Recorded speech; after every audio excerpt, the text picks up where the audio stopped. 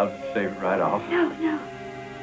I'd rather like if you look so handsome. You look beautiful.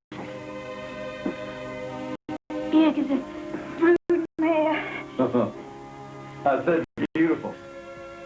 Miss you so much. I knew.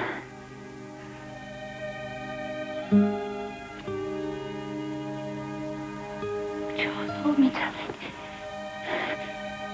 So many months. Oh, too many months.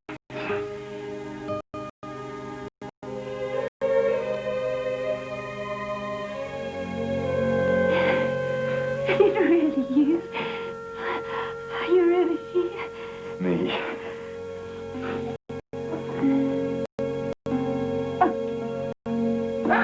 It's Jekyll.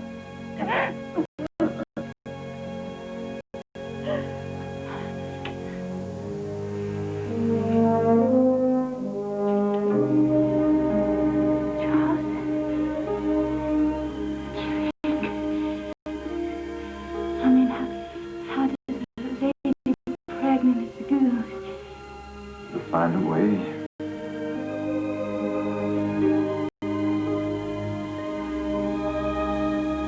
Find a way.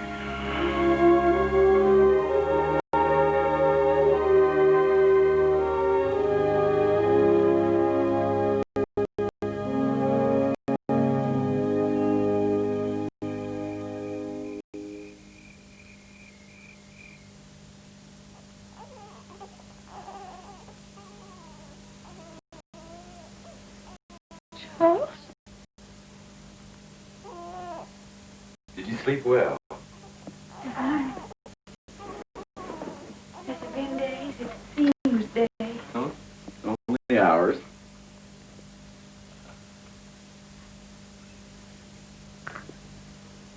I promised you a boy. Are you disappointed? You promised me a baby. Yes, but... You gave us the most beautiful baby in the world. And you don't mind? Oh, darling, darling. She's perfect. And she looks just like you. Did you notice? All she looks like is a baby. I've got something for you.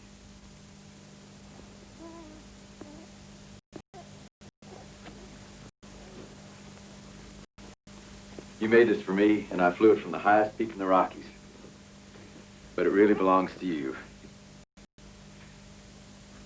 Because you climbed the highest mountain of them all.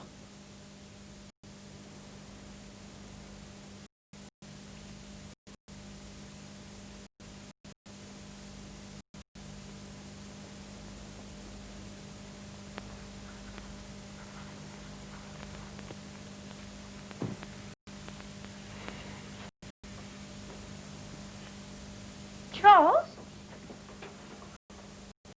Are you what? Another nosebleed? Yeah. I can't understand it. Every time I sit down to write this damn thing, Maybe some tea will stir the creative juices. I take a lot more than tea. No good, Jesse. I just can't get it right. Yes, you can. Whenever you talk about it at dinner parties. Well, that's dinner parties. This is... Even so, you make people feel they're right there, riding beside you. But this has to be a military report, short and simple. Where I went, what I did, what I saw, nothing fancy. Charles, if you could just write it the way you tell. Damn it, I can't. I'm sorry, I apologize. I just can't, Jesse. I've been trying. Don't you think I've been trying? Look, see for yourself.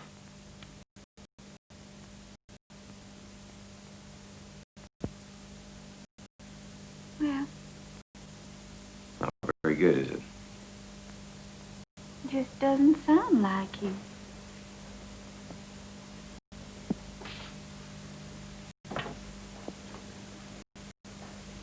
Charles, maybe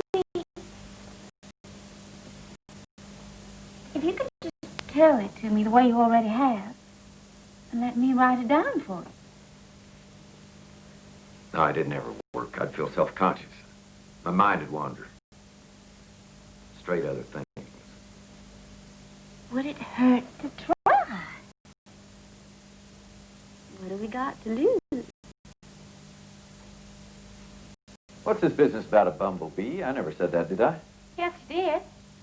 Last week at the Dodgers, don't you remember? The humble bumblebee who'd gone exploring. Humble bumble? I never said anything of the kind. On his way to Oregon to make honey for the sex. That was true, wasn't it? You did see a bumblebee on top of that mountain, blowing on the wind and landing on Preuss's knee. Oh, Preuss? Yes. Nearly scared him out of his socks. But that doesn't belong in a report, Jessie. Why not? I found it in Chamberlain. For a dinner party, yes, maybe, but, I never dictated this. I know I didn't. I suppose you didn't. Jessie, you've been adding things, haven't you? Sometimes. Does that bother you? Well, I know you took all the risks, faced all the dangers. Matter of fact, I like it. It's an improvement. Why, thank you. Let's get back to work, shall we? Where were we? You said the boat got crushed between the rocks and you were worried. It's amazing how much strain that fabric will take. And then you hit the rapids and the boat tipped over. But I must have missed something. What I didn't get is why you did it. I told you, couldn't walk out. Those canyon walls were hundreds of feet high. In the first place, I mean, why you decided to run the river in the first place. Part of my job. I had orders to test that boat in the field. On such a dangerous part of the river? Jessie, I don't think you fully understand. During a field survey, there are certain decisions that... Field survey? You almost drowned. And if you wanted the adventure of running the river, then why didn't you send the records overland with Martin and O? Why'd you risk? Adventure had nothing to do with it. I'm not a child, Jessie. It was a matter of necessity. What necessity? The river was there, damn it. I had orders to test the boat. I put the boat in the river and tested it and saved a whole day in the bargain. So to save one day, you jeopardized. I didn't do it to save a day. You jeopardized it all, Charles, to say nothing of your life and that of your man. It worked, didn't it? Nobody was hurt. Because you were lucky. Yes, I was lucky. I am a lucky man. But will you always be lucky, or will you one day make a mistake? Damn it, we found the records. That is no answer.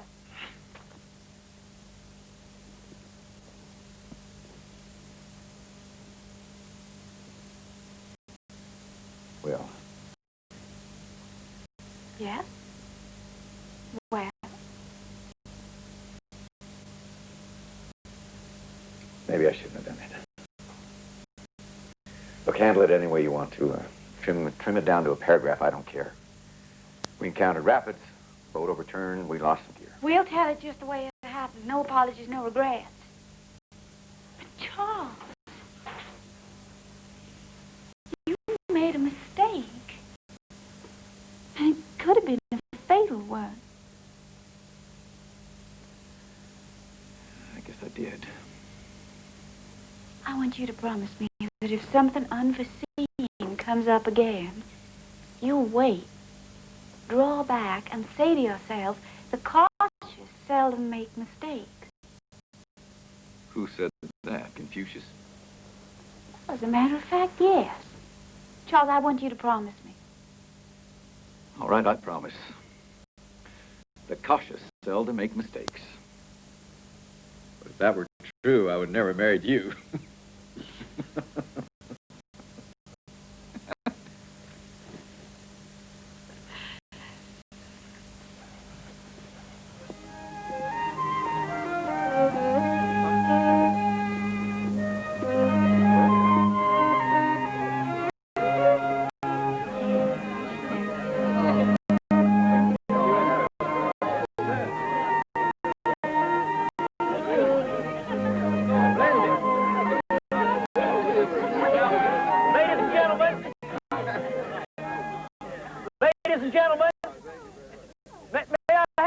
attention, please.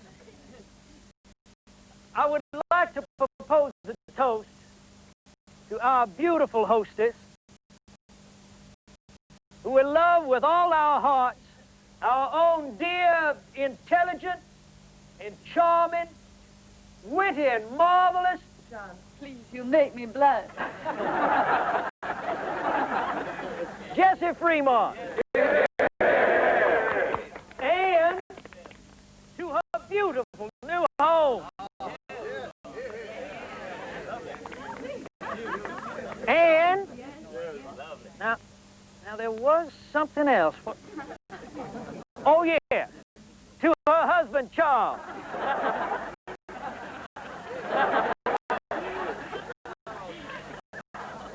And to his remarkable journal, which since its publication has been read, I'm sure, by every man, woman, and child in these United States. So, Charles, to its continued success, and to you, and dear Jessie, with grateful thanks for the pleasure you've given us all. Yeah,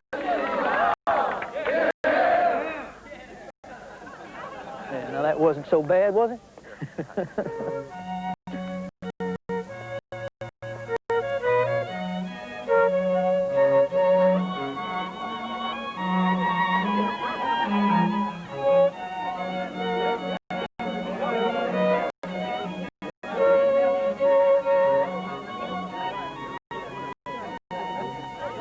And I was rather taken by the poetry as well. The poetry, ma'am. Well, yes. Your description of the wild roses blooming on the prairie, for example. Oh, and that wonderfully lyrical passage about the bumblebee. Ah, well, the bumblebee. That was, of course... Charles has a very keen eye for small details. The actual writing, ma'am, was done by the... And the language as well. Absolutely astonishing. Mrs. Fremont, I hoped your father would be here today. Yes, well, he had... Senator Batten had other plans. More's the pity. I wanted to ask him about all this business with the British. They can't be serious, can they? I'm afraid they are, madam. Very serious indeed. What is happening, anyway? You'd know, wouldn't you, as Secretary of the Navy?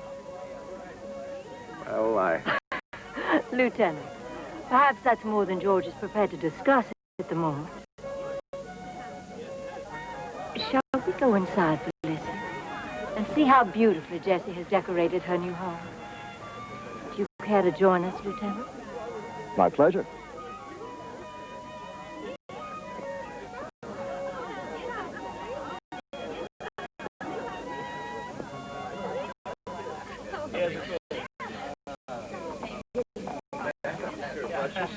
Thank you for coming. It was delightful. Night. Good night. Night. Mike, nice to see you. Thank you so much. Thank you for coming today. Thank you. You know, Captain Fremont, Yes, sir. now that we're alone, there's something I'd like to discuss with you. Well, yes, of course. Just in there. How much do you know about Texas? Only that they may soon decide whether or not to join the Union. And are you aware that Mexico may declare war if we admit Texas? And in spite of that, our present government's been sponsoring the admittance of Texas. Assuring it and protecting it. Let me be blunt. President Polk is intelligent and strong. He's a hard man to divert from a course. I wasn't able to mention this at the party, but the president told me that he has 3 goals for his administration. 1, to admit Texas properly. 2, to settle the Oregon question. And 3, to make California an American possession. California? How? By force? No. He's never thought of seizing it. He is still negotiating a purchase, in fact. But ultimately, however it happens, California will fall into the American orbit. The President was very impressed with the leadership you displayed in your expedition, Captain.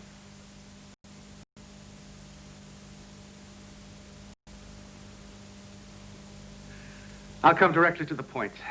On Monday morning, I will issue orders to Commodore Sloat of the Pacific Squadron, advising him that in the event of war, that is, actual declaration of war between Mexico and the United States, he is to seize California. In that event, the President would not mind your presence there. My presence? Yes.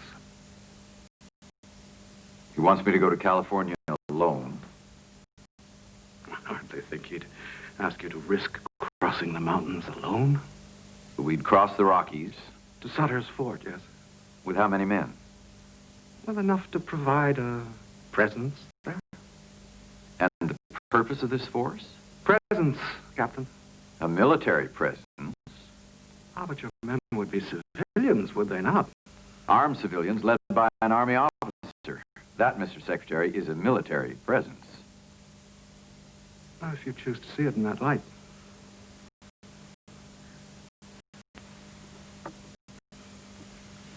So, are you in fact ordering me to California? Well, orders. President said nothing about orders. No. So I'm to go there without orders, is that correct? And my assignment? Well, I wouldn't call it an assignment, exactly. Then what would you call it? Well, What are your expectations, sir? I have no expectations, madam. None have been voiced here this evening. Your wife oversteps, sir. No, one moment, Mr. Secretary. My wife needs no rebuke from you. Will there or will there not be written orders? There will be no written orders beyond the commissioning of an expedition to the Rockies. And does the President wish me to intrude on Mexican soil, or doesn't he? Let me say that should a party of civilians cross the Rockies and appear at Sutter's Fort, there will be no surprise and no recriminations. Does what you say have the approval of the President? Does it? We have a right to know.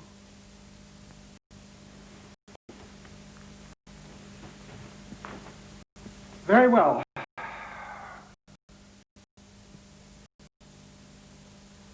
I warn you that beyond tonight, I will deny this entire conversation. I do specifically speak for the President of the United States. Everything I've said here tonight, I have spoken for him.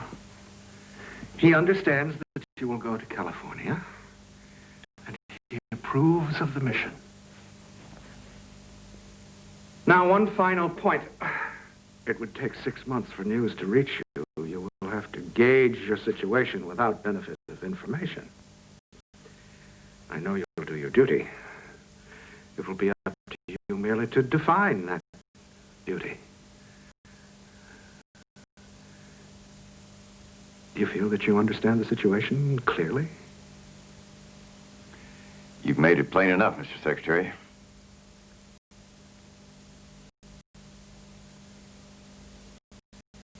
I'll honor the President's wishes.